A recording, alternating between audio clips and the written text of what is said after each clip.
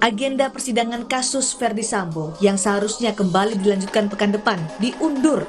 Sidang kasus pembunuhan Yosua dengan terdakwa Verdi Sambo, Putri Chandrawati, Richard Eliezer, Ricky Rizal, dan Kuat Ma'ruf sedianya digelar tanggal 14 dan 15 November.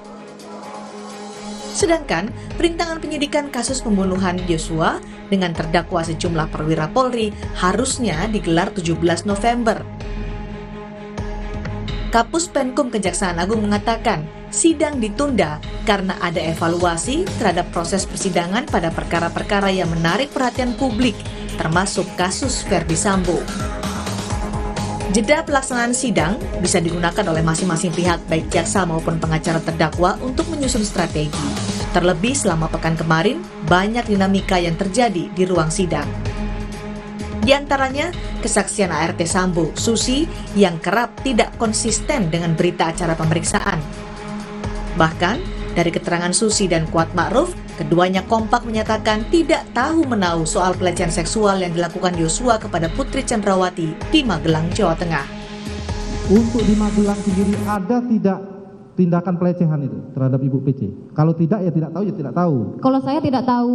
Tidak tahu ya? Tidak tahu. Berarti saudara tidak tahu apakah ada pelecehan atau tidak ya? Tidak tahu. Oke. Tidak sama sekali tahu. Dia tidak tahu, dia tidak tahu. Dia hanya mendapatkan ibu di depan kamar mandi, di depan kamar tergeletak di pakaian mau dicuci itu.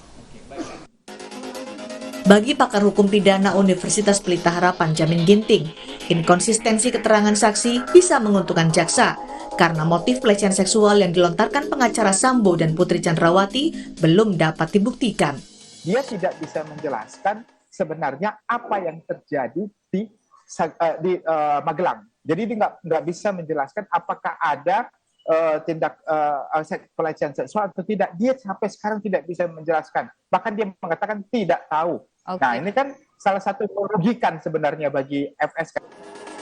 Sidang Sambo masih akan berlanjut dengan pemeriksaan saksi-saksi untuk menggali dan menemukan fakta baru kasus pembunuhan Yosua dan perintangan penyidikan. Meski publik harus menunggu hingga pekan keempat bulan November. Tim Liputan Kompas TV.